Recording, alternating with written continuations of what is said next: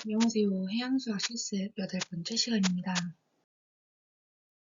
지난 시간에는 이론 시간에 배웠던 확률이론, 확률 밀도함수, 누적 분포 함수에 대해서 코딩을 해보았는데요.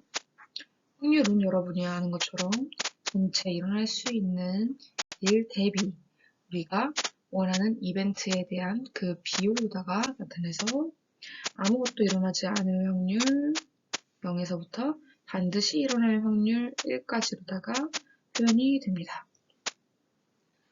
확률 밀도 함수는 연속값에 대한 확률 분포, 그리고 확률 질량 함수 P, MF, 확률 질량 함수는 불연속적인 이산적인 값에 대한 확률 분포를 나타낸다고 배웠었죠.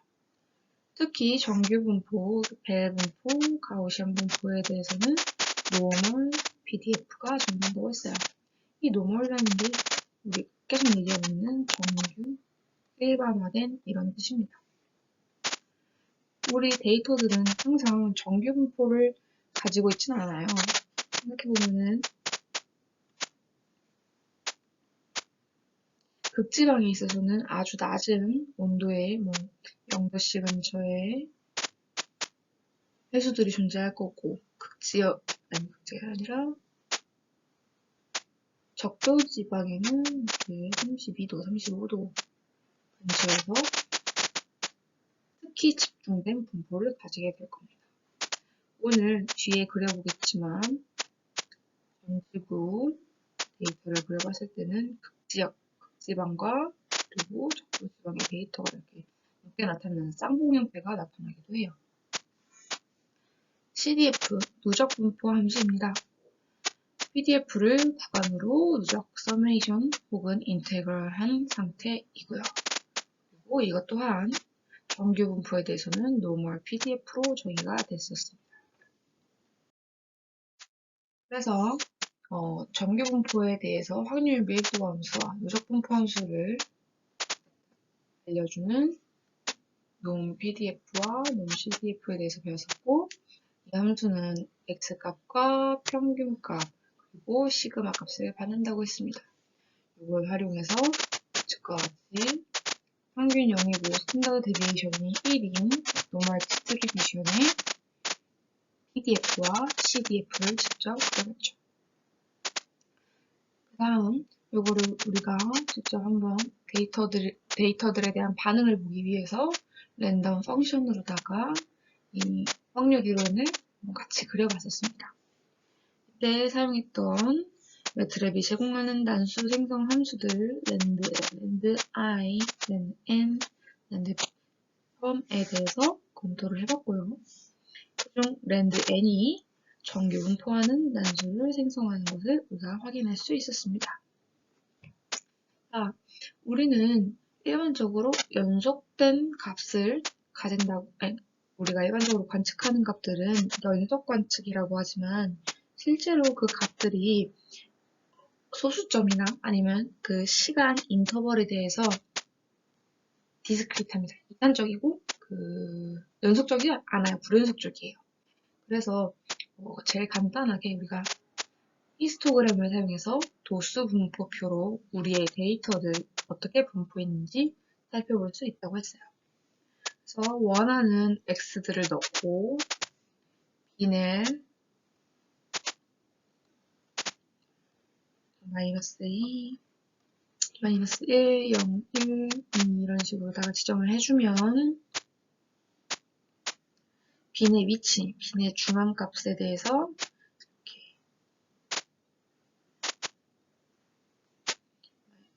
이렇게 -2 이런 식으로다가 주어져서 우리가 요거에 대한 그 통계값을 낼 수 있다라고 얘기를 했었어요. xb는 원하는 간격을 넣으면 자료 구간에 따른 자료 구간은 여기서는 -0.5부터 0.5까지 되겠죠. 카운트로다가 대공을 함으로써 프로바빌리티를 변산할 수 있다라고 했었습니다. 네, CDF 파일에 대해서도 배웠는데요. 많은 전지구 모델이나 인공위성 자료들이 NC 파일로 제공이 되고 많은 언어들에 대해서 read와 write가 지원된다라고도 얘기를 해줬어요. 그래서 이 NC 파일, CDF 파일을 줄여서 NC 파일이라고 하고 NC 파일을 읽기 위해서는 NC 디스플레이로 구조체 속성을 확인을 먼저 합니다. 그래서 자료별로다가 차원이 어떻게 되어 있는지, 구조는 어떻게 되어 있고, 어떤 타입을 쓰고, 특히 어떤 단위로다가 이 자료가 제공되는지를 반드시 체크를 해야 합니다. 이렇게 확인한 후에 NC 리드에서 원하는 변수명을 입력을 하면 이 변수에 대해서 읽어오게 되는데요. 이 변수를 푸는 과정, unfact 하는 과정은 우리가 반대로다가 effected 데이터는 정수로 제공이 된다 그랬죠. 항상 용량 문제로다가. 그래서 스케일 팩터와 add offset을 넣으면은 우리가 실제로 사용하는, 그리고 여기 NC 디스플레이에서 얘기하고 있는 이 단위값으로 이 unfact value를 송출을 합니다.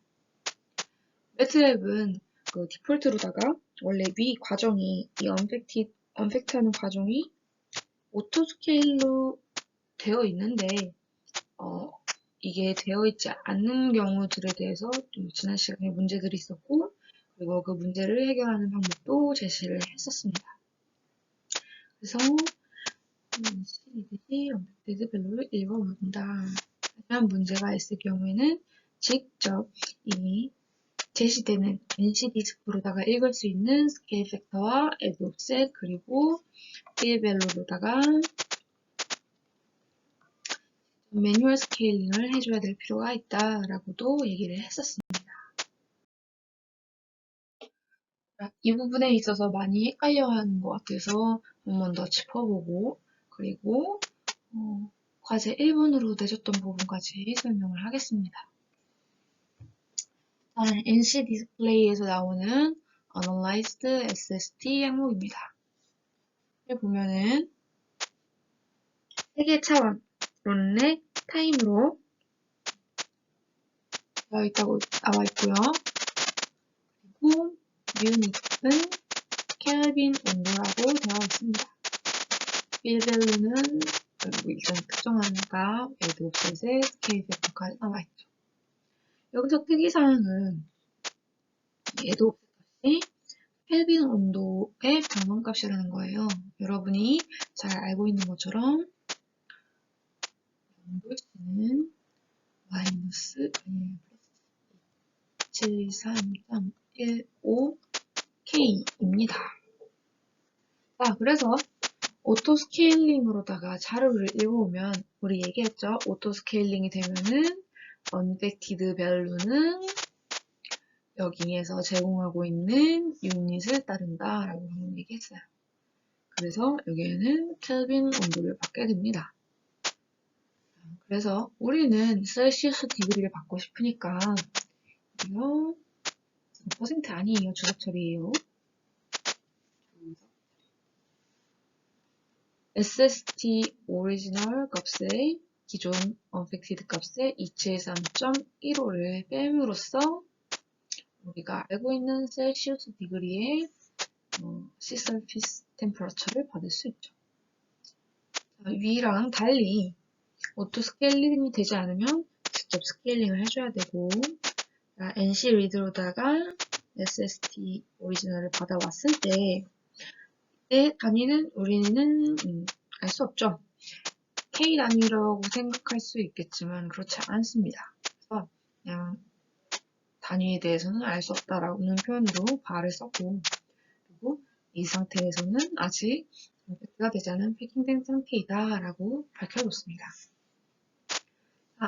SST 오리지널이 필 밸류일 때 육지값이나 아니면 뭐 호수, 기타 등등 빙산값이나 이럴 때는 란으로다가 처리를 해주세요. 여기 인덱스죠.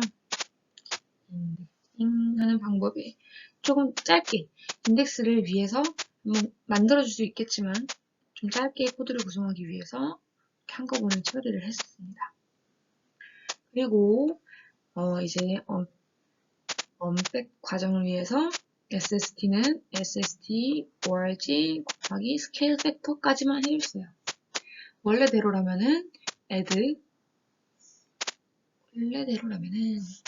옵셋을 언팩티드 과정처럼 해줬겠지만 이렇게 해줄 경우에는 탭인 온도로 받기 때문에 우리가 굳이 add 옵셋을 한 다음에 다시 add 옵셋을 할 필요가 없게 되죠. 그래서 그냥 코드에서는 이렇게까지만 구현을 했었습니다.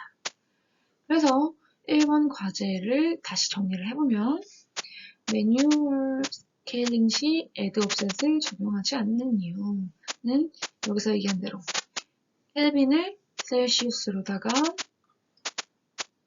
만들기 위해서는 add 옵셋을 한 번 더 적용해야 되니까 제공된 자료의 단위가 켈빈이므로 추후 다시 add 옵셋을 제거해서 셀시우스로 변환할 거기 때문에 굳이 하지 않았다가 이유인 거고, 오토 스케일링을 할 때는 add 옵셋을 다시 빼도록 여기에 이 add 옵셋 값을 빼도록 얘기를 했었죠.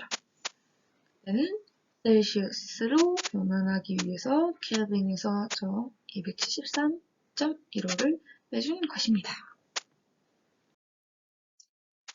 두 번째 과제, 확률 이론과 오스티아 SST 데이터를 접목해서 정량 분석을 해보자 했습니다.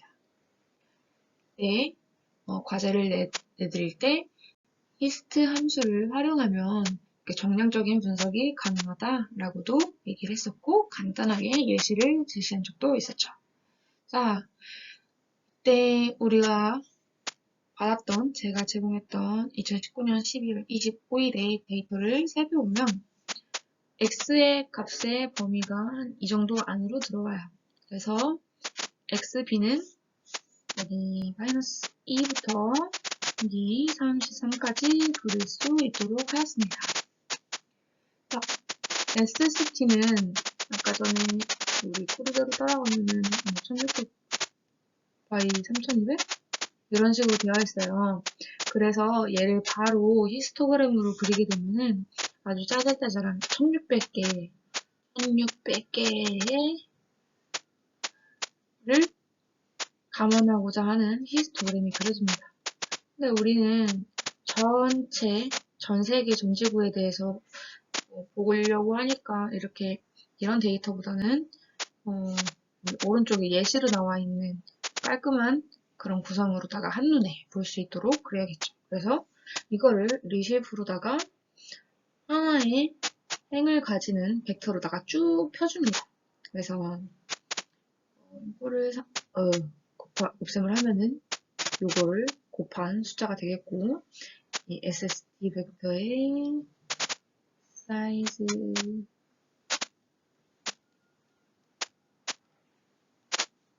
곱하기 1600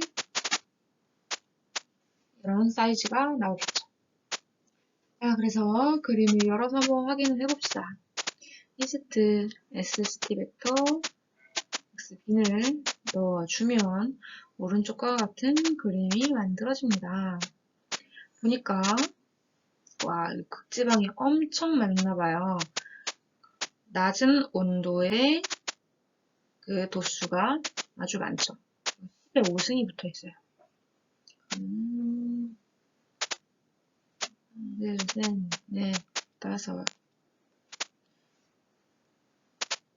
80만 개의 셀, 거의 80만 개의 셀이 마이너스 2.5도부터 마이너스 1.5도까지 분포를 한다는 거예요.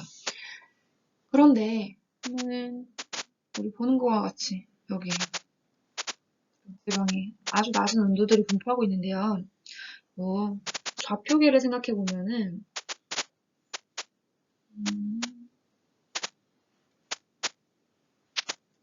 우리는 구좌표계를 쓰고 있죠. 이 오스티아 데이터는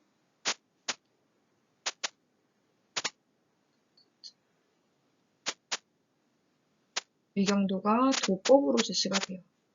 그래서 그림이 좀 엉망이지만 제가 지금 그린 그림이 전부 등간격이라고 생각했을 때 적도 지방에서의 1도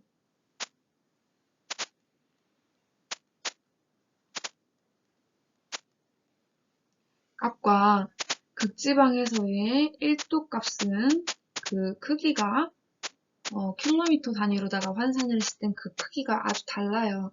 그래서 지금 봤을 때 여기에 그리드 하나, 극지방의 그리드,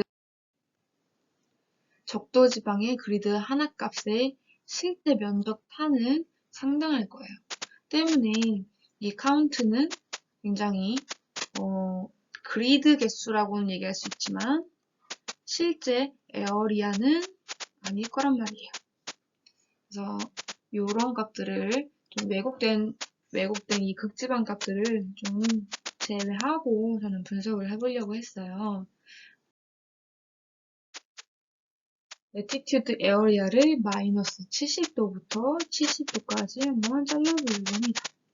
그래서 여러분도 아는 레티튜드 인덱스 찾는 방법. 레티튜드 에어리아 1이면 마이너스 70, 여기는 70이 들어올 거죠.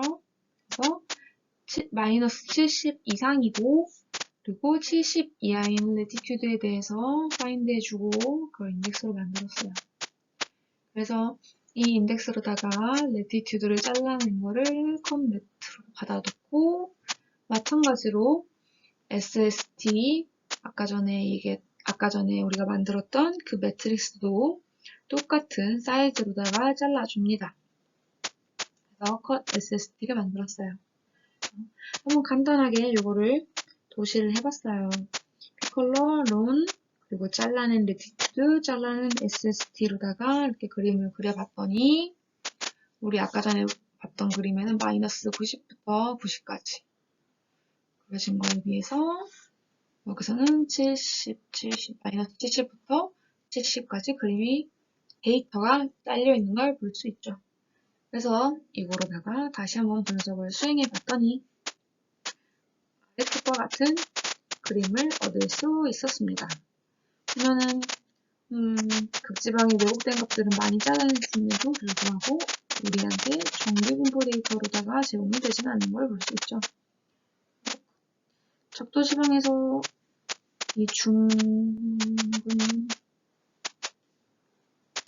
적도부터 중위도가 오기 전까지 많은 값들이 25도보다 높은 위치에 분포를 하고 있어요. 때문에 아래와 같은 결과를 볼 수 있게 되는 겁니다. 자, 우리 히스트 함수에다가 count centers 사용하면은 변수를 각각 받을 수 있다라고 얘기를 했죠. 그래서 잘라낸 SST 벡터, 길게 늘어뜨린 벡터랑 그리고 우리가 원했던 그 x는 마이너스 2부터 33까지 그래서 얻어낸 카운트와 센터가 있습니다. 카운트와 센터를 먼저 보면 센터가 우리가 입력했던 x빈의 값을 그대로 가지고 있는 걸 볼 수 있죠. 자, 이제부터 볼 수 있는 거는 1대1 매칭이에요. 그래서 마이너스 2의 그 x빈 센터를 가지고 있으면 그때의 데이터가 131,202개이다. 지금 여기서 보이는 요 부분이죠. 이 친구가 그러한 도수를 가지고 있다는 얘기예요. 자, 우리 퍼센테이지로다가 변환을 하면은 일종의 probability가 되겠죠. 퍼센테이지로 변환을 하려면 전체 n분의 라지 n으로 할까요? 전체 n분의 n 곱하기 100으로 하면 되고 이렇게 되면은 최소값은 0, 최대값은 100이 되죠. 그래서 확률은 0부터 1이라고 했으니까 우리는 그 정도는 기본적으로 머릿속으로 환산할 수 있죠. 그래서 일단 퍼센테이지로다가 변환을 해봅시다. 카운트 여기서 만들어 놓은 카운트에다가 전체 카운트 개수 서메이션 카운트를 하고 이게 n이 되는 거죠. large n 얘가 small n이 된 거죠. 우측 그 식에서. 그리고 100을 곱해주면 count percentage를 만들어줍니다. 그래서 확인을 해보면 얘도 마찬가지로 count for를 열어서 확인을 해봤어요. 1대1 매칭입니다. 이 친구도. 자, 그 다음에 누적독수 분포를 한번 확인을 해보려고 comSum이라는 함수를 사용했습니다. 얘는 누적하다 accumulate 랑 summation을 합친 함수예요. 그래서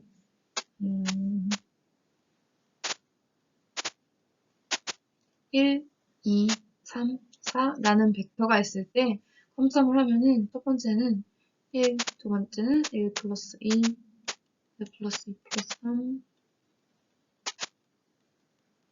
해서 comSum한 결과가 1, 3, 9, 10이 됩니다.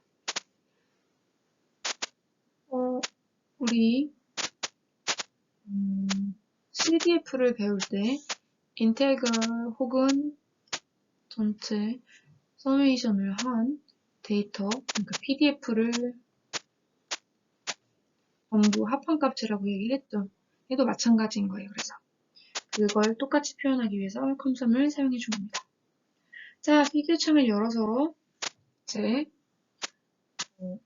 양쪽에 y-axis를 두 개를 쓰고 싶어서 하나의 x-axis에 두 개의 y-axis를 쓰고 싶어서 y-axis left라는 함수를 써줬어요. 그리고 아까 전에 여기서 받아놓은 센터와 카운트가 있죠. 이 센터와 카운트는 각각 x, y에 대응을 하니까 그거를 x, y로 다 해서 바 플롯을 그려줍니다.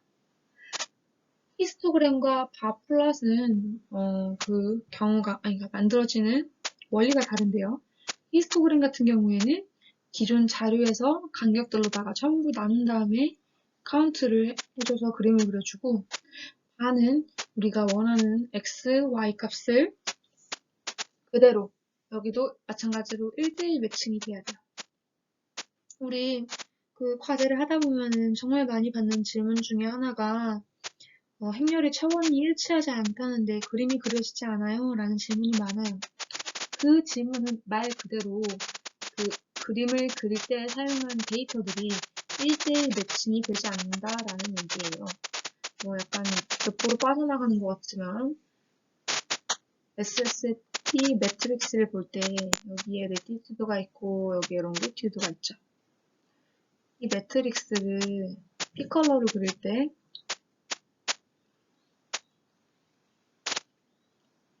X 롱기튜드, Y 레티튜드, 그리고 SST를 뽑아요.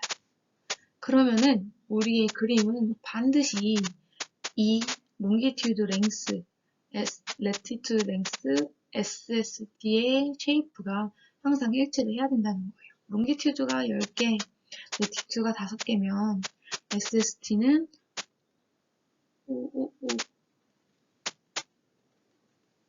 이런 쉐이프를 항상 가지고 있어야 된다는 얘기입니다. 이거는 제발 반드시 숙지를 하고 차원 문제가 나오면 내가 길이를 잘 맞췄는지 사이즈와 랭스를 제발 먼저 확인해 주세요. 자, 계속합니다. Y랍에 아까 전에 센터와 카운트 퍼센테이지로다가 그림을 그렸죠. 바를 그렸어요. 그래서 Y라벨은 probability입니다. 자, 아까 전에 여기서 comSum으로다가 accumulate count percentage를 만들었죠.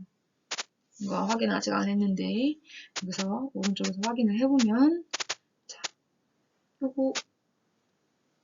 이거랑 요거랑 1번, 2번 더한 게 2번, 1, 2, 3번 전부 더한 게 3번 이런 식으로 전부 더해진 거를 볼 수 있죠. 그래서 오른쪽 엑시스에다가는 센터와 x값이죠. accumulate count percentage y 값을 넣고 라인 플롯을 그려봅니다. 그리고 라인 두 개는 조금 두껍게 합시다 라고 명령을 내렸어요. 그리고 y라벨은 cumulative probability, 그리고 x라벨은 그렇죠. 여기까지 구성을 했습니다. 자, 두 개의 차이가 보이시나요? 여기는 count, 여기는 probability입니다. 쉐이프는 둘 다 똑같이 생겼어요. 왜냐? 당연하죠. 이 count로다가 받아오기 위해서 만든 히스트에서 받아온 count를 오른쪽 바플렛에 그대로 사용했기 때문입니다. 가공을 했지만 가공을 해서 사용했기 때문입니다. 그래서 얘를 해석을 해보면 이 구간 아주 짧지만 마이너스 2.5부터 마이너스 1.5까지의 구간은 약 여기는 3.63%의 probability를 가지고, 그리고 이것을 누적 분포로다가 나타낸 게 이 주황색 선입니다. 그래서 누적값은 최대 맥스 100까지 도달하는 것을 볼 수 있죠. 우리 이 분포는 노말 분포가 아니에요. 우리가 알고 있는 노말 분포가 나타내는 이런 쉐이프를 가졌어야 되고, 그리고 cumulative distribution 펑션은 제 그림이 좀 복잡하지만 이런 분포를 나타냈어야겠죠. 한눈에 딱 봐도 우리 수원 분포는 정규 분포는 아니구나 라고 알 수 있어요. 그런데 이렇게 눈으로 확인하는 거는 어느 정도 한계가 있어요. 저도 그래서 이 부분이 궁금해서 조금 찾아본 결과 probability plot에서 이 확률 분포에 대한 그림을 그려주는 함수가 있는 것을 확인을 했습니다. 여러분도 제가 수업 시간에 알려주지 않은 함수여도 원하는 목적에 부합하다 그러면은 사용을 해도 좋아요. 여러분의 논리를 전개하는데 전혀 문제가 없습니다. 오히려 도움이죠. 여러분의 그 검색 능력은 진짜 중요하거든요.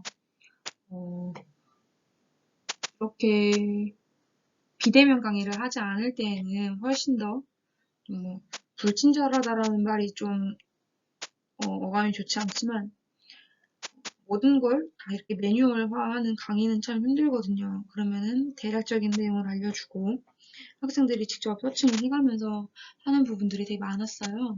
그러니까 여러분도 뭐 그렇게 해야 된다라는 얘기는 아니지만 여러분이 원하는 것이 있을 때는 항상 구글을 켜서 매트랩 원하는 거, 매트랩 확률 분포, 매트랩 정규 분포 이런 식으로 검색을 하면 여러분이 원하는 결과를 어느 정도는 얻을 수 있을 겁니다. 영어로 검색하면 훨씬 더 많은 자료들이 나오게 되고요. 그래서 probability 플롯을 한번 보도록 합시다. 데이터 x 우리가 넣는 x를 기반으로 정규 분포일 때의 확률을 점선으로 그리고 x의 분포, 실제 데이터 넣었던 x의 분포를 3점 스캐터 플러스로 표현을 합니다. 그래서 probability 플롯을 이용한 정규성 검토를 간단하게 보면 우리 지난 시간에 배웠던 랜덤, 노멀 디스트리뷰션 랜덤을 사용해서 일정한 밸류를 만들어주고요. 히스토그램으로다가 마이너스 4부터 4까지 0.1 간격으로다가 요 x빈스죠? x빈스 히스토그램을 그려보면 아래처럼 정규 분포라는 난수의 히스토그램을 볼 수 있어요. 그리고 소개한 probability 플롯에다가 이 x를 넣어주면 이거를 서브 플롯으로 두 번째에다가 그려보면 이런 그림을 볼 수 있어요. 자, 직선으로다가 예쁘게 그려졌죠? 이 뒤에 보이는 이 점선이 정규 분포할 때의 보조선? 기준선이라고 생각하면 돼요. 그래서 데이터가 중앙에 가까울 때, 0에 가까울 때는 높은이 아니지. 이건 누적 확률이니까. 그래서 누적 확률이 작은 값에서는 로그 스케일로 증가하는 거 보이시나요, 여기? Y축이 로그 스케일입니다. 그래서 작은 값, 여기 분포가 낮은 값에 있어서는 조금씩 확률이 증가하고 0, 중앙값, 뮤에 대해서는 어떤 값이 있는지 한번 볼까요? 0.5예요. 그러니까 뮤가 나타날 확률은 뮤 이하가 나타날 확률은 이 정규 분포에 있어서 이 면적인 거죠. 이 면적은 0.5다. 그래서 지금 이 X축이 진행하는 건 이 X축이 진행하는 것과 마찬가지이고, 그래서 이 확률은 이 면적, 이렇게 계속해서 데이터가 진행을 할 때, X축이 진행할 때 이 면적이 서서히 증가하는 것을 볼 수 있어요. 여기서는 직선형으로 증가하는 것 같지만 이 스케일이 일반적인 리니어 스케일이 아니기 때문에 이건 로그 스케일로 증가한다라고 얘기할 수 있습니다. 그리고 우리가 잘라냈던 컷 SST 벡터 마이너스 70도부터 70도까지의 벡터를 probability 플롯에 넣어보면 와, 왼쪽 거랑 쉐이프가 아주 다르죠? 그러면 여기 데이터 앞쪽 초반에 꽤 많이 증가하는 것에 여기 슬로프가 있잖아요. 슬로프가 엄청 가파르다. 슬로프가 가파르다는 거는 증가율이 높다, 크다라는 뜻이죠. 그래서 데이터 마이너스 2도 근처에서 데이터가 많기 때문에 슬로프가 크게 나타나고 마찬가지로 30도가 넘었을 때도 데이터가 많기 때문에 슬로프가 강하게 나타나는 것을 볼 수 있습니다. 이 라인에 똑바로 더 맞지 않죠? 이 라인에 이 기준선에 따라가지 않는 걸로 봐서 아까 전에 봤던 그 결과와 함께 요 probability 플롯을 보니까 우리 오스티아 수온 분포는 정규 분포라고 하긴 어렵겠다라는 결론을 얻을 수 있습니다. 세 번째 과제입니다. 한국 인근의 SST 분포 변화를 나타내보자고 했는데요. 이때는 저는 한 학생이 제공해달라고 했던 4개 데이터를 사용해서 분포를 나타내 볼 거예요. 이렇게 우리 데이터가 많고 반복될 경우에는 포문을 사용할 수 있다라고 얘기를 했었는데요. 그거를 위해서 맨 처음에 스크립트에 폴더 이름, 우리의 그 데이터가 들어있는 폴더 이름 오스티아를 지정을 해주고 그리고 다른 설정 값들도 같이 정리를 했습니다. 이렇게 스크립트를 시작하기 전에 폴더 이름이나 설정 값들을 정리를 해두면 추후에 이를 수정하면서 코딩하기가 좋아요. 자, 오스티아라고다가 지정을 했으면 이거는 상대 경로예요. 조금 이따가 더 자세하게 얘기를 하겠지만 그리고 이렇게 맨 위에 보면은 전체 경로가 보이죠? 이렇게 전체 경로를 입력을 하게 되면 이거는 절대 경로라고 할 수 있습니다. 자, 보면은 1월, 4월, 7월, 10월에 2일 데이터인데요. 그러면 이거는 반복이 되니까 fname의 서픽스 전미사를 한번 부여를 해보도록 합시다. 그래서 이 뒤에 요 라인 뒤쪽은 전부 통일되기 때문에 이거를 변수 하나로다가 지정했어요. 그리고 그림을 그리고자 하는 월, 1월, 4월, 7월, 10월에 대해서도 이렇게 원수로다가 지정을 했습니다. 스트링에 대해서 매트릭스를 만들 때는 셀로다가 지정을 해야 된다라고도 얘기를 했었습니다. 그래서 1, 4, 7, 10월에 그림을 그리기 위해서 파일명의 규칙을 찾아내고 규칙은 이 뒤로 다 갔다라고 얘기했죠. 규칙을 찾아내고 이를 활용하기 위해서 옵션을 지정을 했습니다. 자, 데이터 리딩을 시작을 할 거예요. 우리 데이터는 총 4개죠? 원스가 4개니까. 그래서 length once는 4. 그래서 i가 1부터 4까지 돌아가게 될 거예요.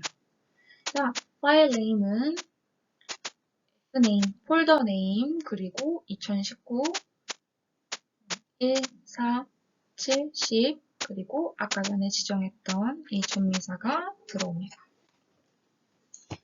달라지는 거는 여기에서 i가 1, 2, 3, 4로 변하기 때문에 이 months가 변하면서 01, 04, 07, 102 이 위치로다가 포르프가 돌 때 들어올 수 있겠죠. 그래서 이렇게 파일 네임을 지정을 하고 데이터를 읽습니다. 지난 시간에 했던 부분과 일치하는 같은 부분인데요. 롱기튜드랑 레티튜드 받고 SST 오리지널을 받아요.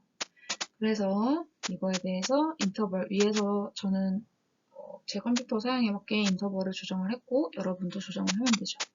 서브 심플링으로다가 이 부분들을 잘라냈어요. 간격을 잘라냈습니다.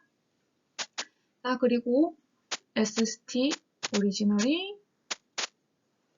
지금 롱기튜드, 레티튜드로 되어 있기 때문에 이거를 트랜스포징을 했어요. 그리고 데이터 언패킹. 저는 오토 스케일링이 안 되기 때문에 이 부분을 추가를 했죠. 이 부분에 있어서는 학생 여러분들의 컴퓨터에서 오토 스케일링이 가능하다 하면 지난 과제 때 얘기한 대로다가 이 부분을 추정을 하세요. 리트해서 사용하시기 바랍니다. 자, 인덱싱입니다. 우리 한국연안, 한국 근처에 대해서만 잘라내기 위해서 find로다가 인덱스를 했습니다. 롱기튜드가 117보다는 같거나 크고 136보다는 같거나 작도록 바인딩을 하고 레티튜드도 마찬가지로 27부터 44까지 자르기 위해 인덱싱을 했어요. 그래서 롱기튜드에는 롱기튜드 인덱스를 넣어서 커트를 하고 레티튜드도 커트를 했습니다. 마찬가지로 SST 매트릭스도 커트를 하기 위해 레티튜드 인덱스와 롱기튜드 인덱스로다가 커팅을 했습니다. 자, 여기서 트랜스포징을 했기 때문에 이제 SST 오리지널 그리고 SST 오리지널로 만든 SST는 레티튜드와 롱기튜드로 구성이 되어 있죠.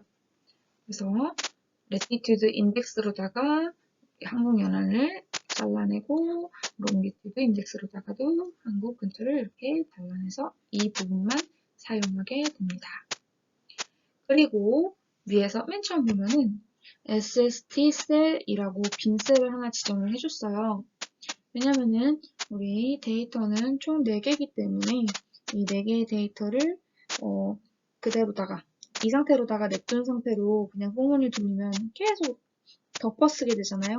1월, 4월, 7월, 10월. 그래서 이거를 받아주기 위해서 셀로다가 하나 만들었고 이 셀에 i번째에다가 넣어서 이 포르프가 다 돌게 되면 SST 셀은 총 4개의 길이를 가지고 각각 그 SST 잘라낸 컷 SST의 매트릭스들이 이렇게 들어오게 되죠. 우리 전 시간에는 만약에 이렇게 3차원 데이터가 있을 경우에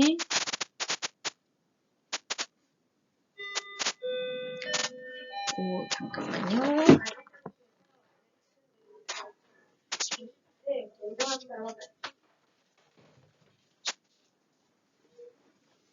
죄송합니다. 여기에 롱기튜드, 여기에 레티튜드 차원이 있다면 이 뒤에 타임 차원을 둘 수 있어서 매트릭스를 3차원으로다가 구성을 해본 적이 있는데요. 렛, 룬, 타임 여기서는 months죠. 이렇게 셀로다가도 구성할 수 있다는 것을 보여주기 위해서 만든 부분이에요. 자, 그래서 이제 이 부분을 포문을 이용해서 서브 플랫으로 한번 그림을 그려봅시다. 피규어창을 띄우고 마찬가지로 여기도 i는 1부터 4까지 돌아갑니다. 그래서 서브플롯에 i를 넣음으로써 각각 위치에다가 그림을 그릴 수 있도록 했고, 다른 롱기튜드와 레티튜드를 넣었고, 위에서 만든 SST 셋에 대해서 이 i가 돌아가면서 1월, 4월, 7월, 10월 데이터가 들어가게 되죠. 다른 것들은 달라진 게 이 엑시스, 우리 한국 근처의 엑시스로다가 바꿔주었고요. 나머지들은 별로 크게 다를 게 없습니다. 그래서 그리고 추가한 게 제가 직접 컬러바 위치를 지정하는 코드를 추가를 했는데요. 우리 이렇게 데이터가 그림이 4개가 있을 때 각각 우측에다가 다 컬러바를 넣으면 되게 예쁘지 않겠죠? 비효율적이겠죠? 어차피 다 똑같은 컬러바니까. 그래서 서브플롯을 전부 그리고 나서 이 컬러바를 딱 하나만 표현하고 싶었어요. 그래서 사용한 게 이게 요 3개와 이 아래쪽입니다.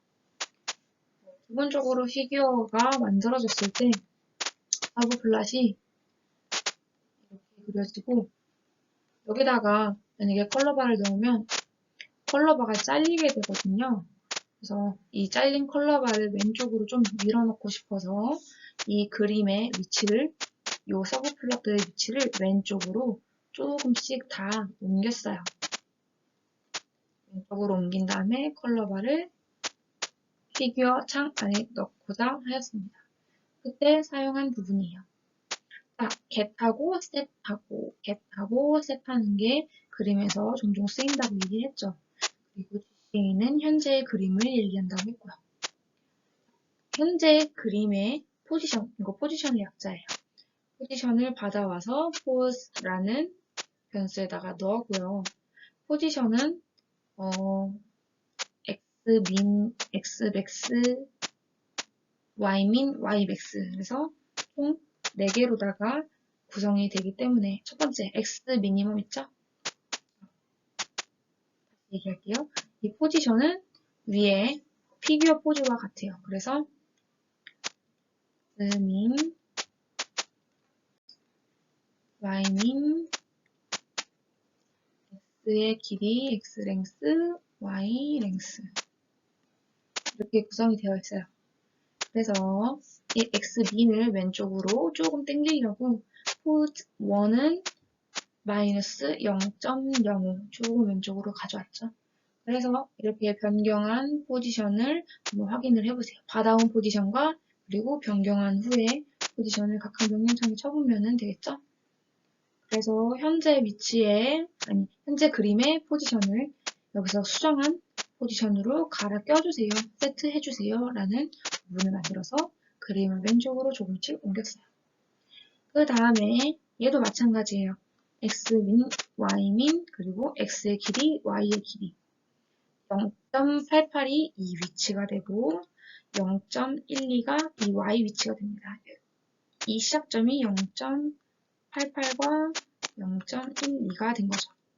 그리고 이 가로 길이가 0.03, 이 세로 전체 길이가 0.79가 되도록 세팅을 한 겁니다. 일단 컬러바의 포지션을 잡고 나머지 부분들은 우리가 했던 부분과 같죠.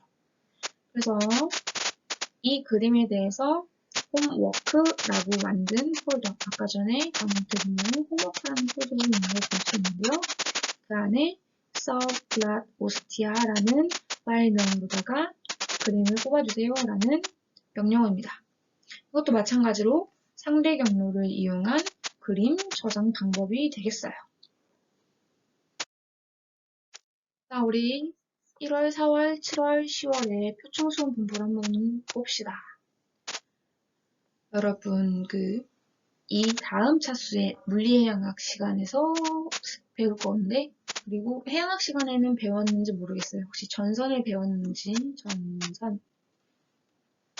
전선은 물성이 급격하게 변하는 그러한 구간을 이야기합니다. 우리는 수온을 그렸고, 그러면 여기서 볼 수 있는 거는 수온 전선이에요. 수온 물성이 급격하게 변하는 구간이 우리 그림에서 한번 볼 수 있는데요. 그 전에 간단하게 그냥 먼저 분포를 보면 알고 있는 것처럼 1월과 4월에는 좀 찬물이 위에 북쪽에 분포하고 있고 7월과 10월에는 전체적으로 따뜻해진 걸 볼 수 있어요. 근데 재밌게도 7월에 보면은 여기 찬물들이 상대적으로 찬물들이 분포하는 걸 볼 수 있죠. 여기는 빵에 조석 전선이 나타나는 빈바랗게 나타나는 구간이에요. 그 겨울 동안에 1월과 4월 겨울 동안에 이 황해의 물이 차가워지는데요. 이 차가운 물이 층층까지 전부 차갑게 돼서 호모지니어스한 TS의 T 그래프로 나타나는데 겨울이 지나고 여름이 되면 상층 템퍼러처가 올라가죠. 그래서 이러한 수온 약층 구조가 나타나게 되는데 지금 표시한 그리고 찬물이 나타나는 구간은 여기에 조석 때문에 믹싱이 활발하게 일어나서 이 하부에 있는 찬물이 상층에서 표현되는 거예요. 그러니까 상층으로다가 믹싱이 되는 거예요. 그렇게 되면서 상대적으로 주변보다 더 낮은 해수들이 분포하는 구간입니다. 전선이 나타나는 거는 아까 전에 물성이 급격하게 변하는 구간이라고 얘기를 했죠. 그래서 따뜻한 물에서 찬물보다 갑자기 나타나는 걸로다가 이 컨투어가 촘촘하게 나타나는 것을 볼 수 있어요. 자, 이런 구간을 겨울에도 한번 보도록 하죠. 1월에 보면은 이 부분에 물성이 급격하게 변하니까 온도가 급격하게 변하는 걸 볼 수 있죠. 4월도 마찬가지로 이 부분을 전선이라고 얘기할 수 있겠어요. 그래서 이 부분은 서브 폴라 프론트라고 합니다. 이 프론트가 전선이에요. 그래서 여기는 악역 전선이 빈번하게 나타나는 구간이에요. 동해에서는. 그래서 겨울에 그 날씨에 따라서 남아있다가 북상했다가 하게 됩니다. 그리고 잘 보이진 않지만 겨울에는 또 여기에 잘 보이네요. 이 정도면 겨울에는 이 남해에 또 열렴 프론트도 나타나게 됩니다. 에디가 나타나는 것도 얘기를 하고 싶었는데 지금 그림에서는 잘 보이지 않네요. 그리고 이렇게 동글동글하게 나타나는 구간들이 에디가 분포하는 구간이라고 생각하면 되겠어요. 자, 근데 우리는 데이터를 정량적으로다가 조금 더 살펴보기 위해서 평균을 기준으로 1월, 4월, 7월, 10월에 표층 수온이 얼마나 차갑고 얼마나 따뜻한지도 한번 살펴보도록 할게요. 물론 그 1년 365일 중에 지금 4개의 데이터밖에 쓰지 않아서 대표값으로다가 하긴 어렵지만 현재 지금 해양수학 수업에서 1년 데이터를 전부 다 통계 처리하는 것은 어려운 부분이기 때문에 4개의 데이터만 사용해서 그림을 그려보도록 하겠습니다. 자, SST 쉐이프는 우리 아까 전에 잘라놓은 SST 컷의 사이즈로다가 이렇게 받을 수 있어요. 자, 그러면 평균 매트릭스를 구하기 위해서 랭스, 먼스, 4가 되겠죠. 여기 차원 써놨죠? 월, 레티튜드, 롱기튜드 쉐이프로다가 SST 매트릭스를 나누로다가 받아왔어요. 그러면 1차원이 월이네요. 그럼 여기 월, 여기 레티튜드, 롱기튜드 이런 식으로 받아옵니다. 레티튜드, 롱기튜드에 대해서 월로다가 쌓았다라고 생각하면 되죠. 그래서 여기는 난으로다가 이 모든 공간이 채워졌기 때문에 이제 데이터를 쌓아보도록 하겠습니다. 요 한 줄은 여기서 엔터를 치고 여기서 엔터를 치면은 여러분이 잘 알 수 있는 형태인데요. 일종의 풍문을 간단하게 썼다, 좀 코드를 간략하게 썼다라고 생각하면 됩니다. 여기 SSD 셀 4개가 있죠. 4개가 I로다가 돌아가면서 SSD 매트릭스의 I번째, 첫 번째 매트릭스 롱기튜드, 레티튜드를 채우고 I가 이제 2가 되면 두 번째 월에 대해서 롱기튜드, 레티튜드를 또 채우고 세 번째, 네 번째까지 진행이 돼서 친구가 전부 채워질 거예요. 자, SSD 매트릭스는 그래서 위에 같은 쉐이프를 전부 채운 상태인데요. 요거를 평균을 낸다 라고 생각했을 때 공간 평균을 내게 되겠죠. 이 4개 월에 대해서 평균을 내서 이제 레티튜드와 롱기튜드로 갖다 있는 2차원 매트릭스를 만들면 평균 장이 될 거예요. 그걸 위해서 난민을 사용을 했고요. 우리 1차원에 월이 있기 때문에 1차원으로다가 평균을 내면 월에 대한 모든 모든 성분이 하나로다가 미니된 형태로 다 나오게 될 거예요. 그래서 사이즈 SST 민을 한번 요 코드가 끝난 후에 엔터를 쳐보시길 바랄게요. 그렇게 되면은 월에 대해서 우리는 4개에 대해서 민을 했기 때문에 하나로다가 추출이 되고 여기에 레티튜드, 롱기튜드에 대한 성분들이 표현이 됩니다. 근데 이 1이라는 거는 실제로 존재하는, 그러니까 중요한 차원이 아니죠. 왜냐면은 그냥 이걸 얘기하면은 1짜리 큐브가 만들어진 건데 이 큐브는 사실상 의미가 없어요. 그래서 이거를 이 1이라는 거를 없애주기 위해서 스퀴즈라는 스퀴즈 함수를 써주게 되는데요. 스퀴즈가 우리 쥐어 짜다, 짜내다 라는 뜻이죠. 그래서 이 1이라는 공간을 짜내서 없애준 형태로다가 만들어져요.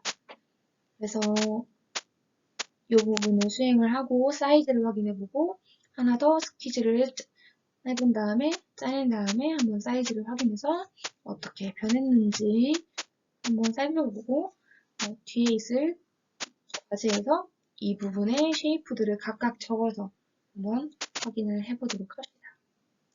그래서 이 부분은 그림 부분은 전부 다 유사한데 이 부분 하나가 달라요.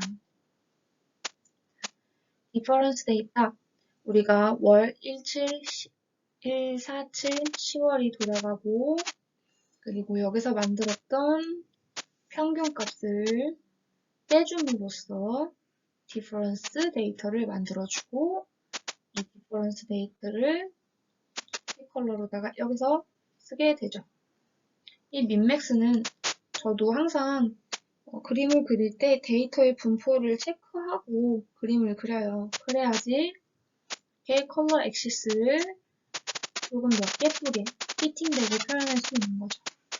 저는 강의 노트를 만들 때는 이런 부분들을 좀 지우고서 제공을 하기도 하는데 이렇게 해서 항상 데이터의 분포를 확인하라고 이 부분을 같이 넣었습니다.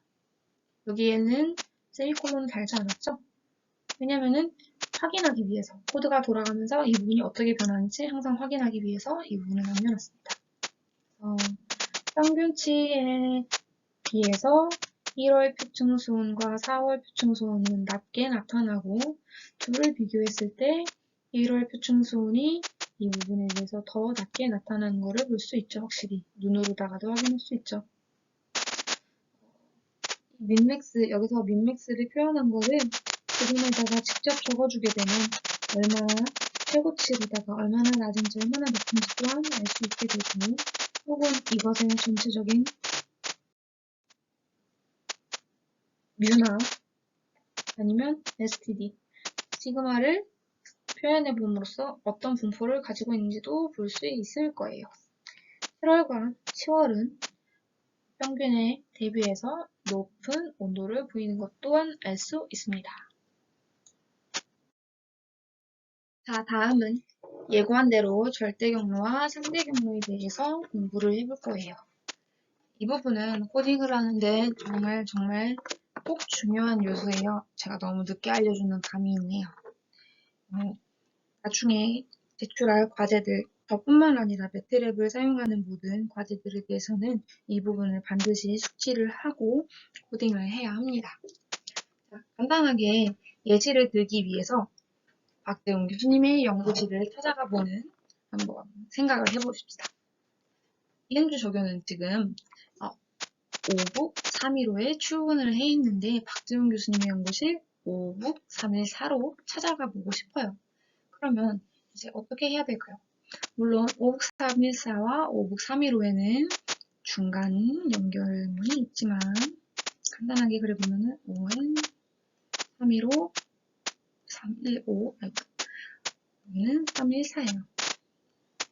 이거는 있습니다. 일반적으로는 이리로도 왔다 갔다 하지만 문을 나섭니다. 문을 나서고 복도를 통과해서 똑똑하고 교수님 방에 들어가요. 그러면 이제 요거를 다시 얘기해보면 314에서 복도에서 315로 찾아가게 되는 거예요. 이거를 폴더로 생각해 본다면 내 현재 폴더에서 상위 폴더로다가 넘어간 다음에 다시 하위 폴더인 교수님 방으로 찾아가게 되는 거죠. 그래서 복도를 중심으로, 오북 복도를 중심으로 생각해 보면은 314와 315가 같은 라인에 있는 폴더이고 이거를 품어주는 전체 폴더가 복도인 셈이죠. 자, 두 번째로 생각을 해봅시다. 저는 지금 밥집 골목에서 식사를 마쳤어요. 그러면 교수님을 찾아가 보려고 해요. 그러면 밥집에서 일단 나와야죠. 밥집 골목에서 나와서 후문으로다가 통과하고 동북으로 들어와서 3층 복도까지 들어간 다음에 그 다음에 315로 들어가야 합니다. 이해되죠? 자, 근데 저는 어디서든 오동북 입구로 들어가는 포터를 탈 수 있어요. 순간이동을 할 수 있는 이은주 조교입니다. 대단하죠? 지금 집에서 녹음을 하고 있지만 이런 포털이 있으면 좋겠네요. 자, 이런 포털을 탈 수 있는 이은주 조교는 밥집 골목에서 식사를 마쳤습니다. 이제 교수님을 찾아가 볼까요? 포털을 탈 수 있어요. 어디서든 탈 수 있으니까 오동북 입구로 들어가요. 오동북 입구. 자, 이제 3층 315로 가면 됩니다. 자, 이때 오동북은 항상 얘기했죠. 어디서든 갈 수 있기 때문에 여기는 기준이 되는 거예요. 이게 절대 경로의 시작이라고 한번 생각해 보면 돼요. 저는 밥집 골목에서 상황 2도 밥집 골목이 시작인데 이렇게 기준이 있다면 내가 어디서든 접근할 수 있는 기준이 있다면 밥집 골목에 있든 집에 있든 구월동에 나가 있든 오동북에서 이제 시작을 하면 되는 거죠. 그래서 이거 얘기해보면 이렇게 지난 강의를 만들기 위해 저는 051호라는 폴더를 만들었었고 오스티아 폴더로 가려고 해요. 오스티아 폴더는 051호 폴더 안에 있죠. 그래서 드라이브명을 포함한 전체 경로를 사용한다. 이렇게 전체 경로를 사용한다 라고 하면 절대 경로인 거고 현재 위치에서의 상대적인 경로를 사용한다. 나는 지금 여기 있으니까 이 폴더로만 들어가면 돼 라고 한다면 이거는 상대적인 위치가 되는 거죠. 그래서 상대의 경로는 이렇게 사용합니다. 그래서 방금 전에 계속 얘기한 것처럼 현재 폴더가 이 051일 때 오스티아로 표현한다면 상대 경로 이 부분은 요 점 슬래시는 현재 경로라는 뜻입니다. 그리고 이렇게 풀로다가 사용하면 절대 경로예요. 아까 전에 얘기했던 그 오동무기, 바로 이 기준 D 드라이브의 시작점이 되는 거죠. 항상 스크립트 M 파일이랑 데이터 파일을 한 곳에 두고 그냥 F5로 실행하세요. 그러면 다 될 거예요. 라고 늘 얘기를 해야 하는데요. 그 이유가 바로 여러분은 무의식 중에 엔터를 치거나 클릭을 하고 있겠지만 우리가 다른 곳에 있을 때 F5로 그 스크립트를 시작을 하면 이러한 팝업 창이 뜹니다. 그래서 폴더 변경을 눌러주면 그 폴더로 이동을 하게 되죠. 매트랩이 스크립트가 있는 폴더로 이동할 수 있도록 팝업 창을 띄워주고 이때 폴더 변경을 누르면 그 폴더로 가는데 우리 제가 단톡방에서 오픈 카톡방에서 얘기했던 것처럼 명령어 cd change directory라는 명령어를 수행하는 것과 같은 효과를 주는 거죠. 그러면 지금 내가 매트랩 창에서의 경로는 어디인지 그리고 이동하려면 어떻게 하는 건지를 보도록 하겠습니다. pwd는 현재 경로를 알려주는 함수예요. 그리고 cd는 계속 얘기한 것처럼 경로 변경을 해주는 함수인데요. 점점 또는 점점 슬래시를 하면 상위 폴더로다가 이동을 할 수 있고요. 아무것도 없이 슬래시만 하게 되면 최상위 폴더로다가 이동을 하게 됩니다. 자, 그래서 맨 처음에 이 052로 폴더로다가 제가 change 디렉토리를 했어요. 그 다음에 현재 경로를 알려달라고 pwd를 치면 그때 받아오는 부분이 일치하는 걸 볼 수 있죠. 그리고 점점은 상위 폴더라고도 얘기했죠. 그래서 상위 폴더로 이동하자라고 하면 이제 현재 위치는 051호의 하나 상위 폴더인 mfiles로 들어가게 되고 한 번 더 상위 폴더로 여기서는 슬래시도 같이 써봤죠. 슬래시를 쳐서 상위 폴더로 이동을 하면 이제 하나 더 상위 폴더인 해양수학 실습 폴더로 들어가게 됩니다. 여기서 아까 전에 change 디렉토리를 절대 경로로다가 사용을 했는데요. 이런 식으로 상대 경로로도 쓸 수 있어요. change 디렉토리 mfiles라고 하면은 아까 전에 우리가 빠져나왔던 이 부분으로다가 다시 들어가게 돼서 현재 경로는 mfiles로 설정이 됩니다. 마지막으로 최상위 폴더로 이동하세요 라고 cd 슬래시를 쳐주면 현재 경로는 최상위 폴더인 D 드라이브가 됩니다. 코딩을 할 때 상대 경로를 사용하는 것이 서로, 그러니까 누군가와 코드를 교환할 때는 반드시 필요한데요. 저는 D 드라이브랑 그리고 E 드라이브를 주로 사용을 하는데 여러분은 C 드라이브를 사용할 수도 있고 그리고 이렇게 저와 똑같은 폴더 구성을 하지 않을 경우에 절대 경로를 사용해서 코딩을 하게 되면 제가 여러분의 코드를 바로 수행을 할 수가 없죠. 그래서 항상 하나의 폴더 안에 데이터와 스크립트를 같이 넣고 구글에서 보내달라고 얘기를 했던 부분이에요. 하지만 이제 오늘 상대 경로와 절대 경로를 배웠으니까 이거에 대해서 구분을 할 수 있고 그리고 폴더들을 구성을 할 수도 있게 될 거예요. 앞에서 2번, 3번에서 예제로다가 상대 경로와 절대 경로를 사용했듯이요. 자, 그래서 오늘의 과제입니다. 오늘은 좀 쉬어가는 타이밍 그리고 복습하는 타이밍으로 생각을 할게요. 그래서 절대 경로와 상대 경로를 이용한 코딩을 해볼 건데요.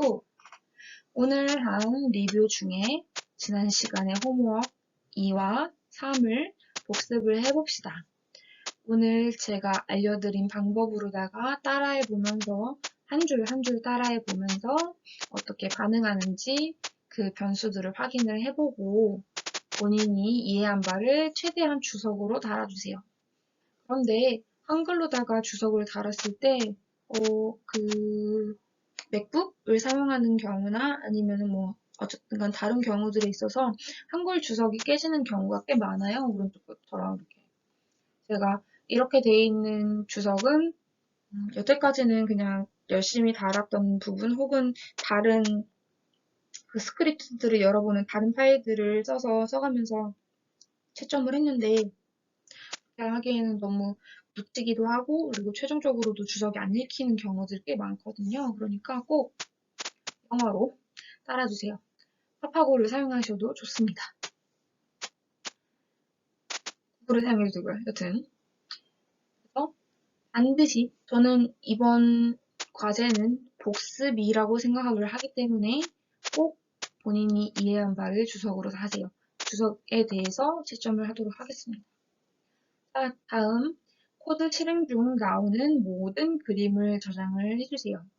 그때 그림을 그리는 폴더, 피규어를 따로 만들어서 저장을 하세요. 이렇게 폴더 구성을 예시를 보여드립니다. 데이터 폴더, 피규어 폴더를 넣고 그리고 본인의 코드를 여기다가 같은 폴더에 넣어주세요. 그래서 절대 경로로 짠 코드를 앱솔루트 패스로 그리고 상대 경로로 짠 코드를 렐러티브 패스로다가 각각 코딩을 만들어서 저장을 하는데요. 이 절대 경로로 짠 코드는 모든 폴더 네임을 전부 절대 경로로 따지고 상대 경로도 모든 폴더 네임을 상대 경로로다가 짜서 제출하길 바랍니다. 그래서 만들어진 두 개의 스크립트 파일과 그리고 두 개의 폴더, 데이터랑 피규어죠. 저는 이번 수업에서 사용했던 데이터들을 다시 여러분께 그 강의 자료로 올려줬기 때문에 그거를 다운로드 받아서 데이터 폴더 안에 넣고 얘기하지만 제가 제공한 데이터를 데이터 폴더 안에 넣고 그 다음에 코딩을 시작하길 바랍니다. 그래서 그거를 P08 학번으로 압축하고 이 시간까지 제출해 주시길 바랍니다. 수고하셨습니다.